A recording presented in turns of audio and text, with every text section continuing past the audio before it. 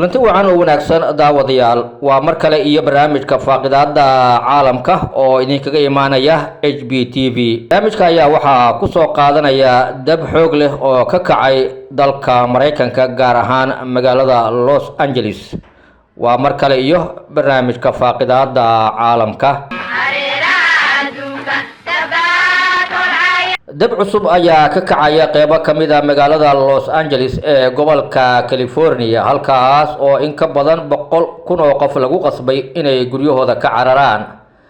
dabkani inuu faafo ayaa waxaa qeyb weyn ka qaadanaya dabaylo xoogan oo socda, waxaana adag in la xakameeyo. dhowr qof ayaa lagu soo waramay inay dabkaasi ku dhinteen, inkastoo aan weli si rasmi ah loo xaqiijin karin tirada dhabta ah ee ku geeriyootay ama ku dhaawacmay dabka ka kacay gobolka California ee dalka Mareykanka. kooxaha dabdamiska ayaa dadaal ku jira, hase yeeshee dabeysha ayaa ah caqabada ugu weyn oo ay wajahayaan, maadaama tubooyinka biyaha laga tuuro aanay xajin karin mararka qaar oo dabeyshu ay hadba dhinac weecinayso. dalka Mareykanka oo kamid ah dalalka ugu awooda badan caalamka ayaa haatan waxa uu la tacaalayaa isla markaana uu wax ka qaban leeyahay masiibo dabiici ah ama dab ka kacay qeybo ka mid ah dalkaasi, iyadoo inta badan dalka Mareykanka uu yahay dalalka u awood sheegta dalalka kale ee caalamka. arrintani ayaa ah masiibo rabbaani ah oo ku habsatay qeybo ka mid ah dalka Mareykanka, iyadoo inta badan wax walba ay markaasi yihiin wax ka yimaada xag Alle.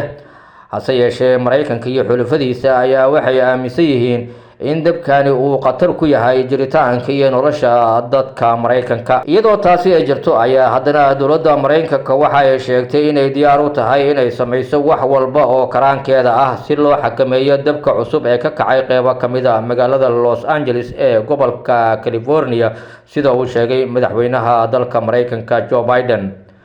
madaxweyne Biden ayaa muujiyay in waqti dheer ay qaadan karto la tacaalidda xaaladda dabka, balse ay wax walba u hurayaan sidii loo xakameyn lahaa. waxa uu amar ku bixiyay in dowladda dhexe ay kaalmayso tan gobolka si ay ugu guuleystaan dadaalada socda ee wax looga qabanaya dabka holcaya sida xawliga ahna ku baahaya. magaalada Los Angeles ee dalka Mareykanka ayaa waxaa la arkayaa 100,000 oo qof oo guryahooda ka cararaya, iyadoo ay ku jiraan dad ah oo markaasi socodku dhibayo.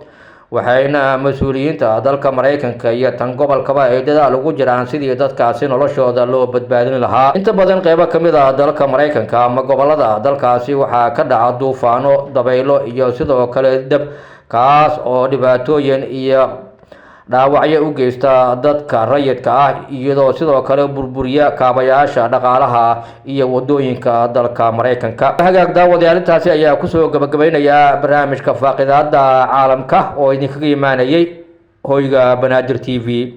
tani intaan mar kale dib u kulmi doono daawadayaal, waxaa idinku dhaafeynaa intaas iyo nabadgelyo.